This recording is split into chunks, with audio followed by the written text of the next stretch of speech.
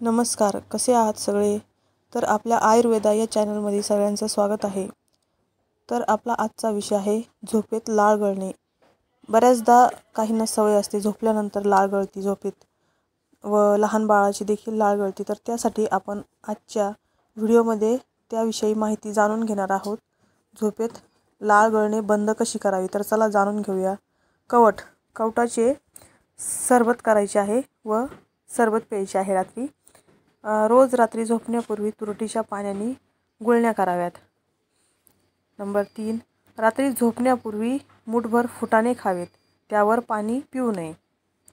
लवंग व खडीसाखर यांचे एकत्रित चूर्ण रात्री झोपण्यापूर्वी तोंडात ठेवावे. आता छोट्या बाळाची लाळ गळत असेल तर त्यासाठी काय करावे?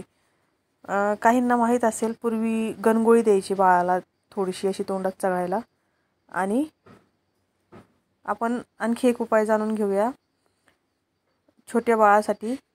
तर बाळाच्या आईला कापूर व थोडीशी खडीसाखर हे रोज सकाळ संध्याकाळ नियमित 3 दिवस खायला द्यायचे आहे बाळाच्या आईला.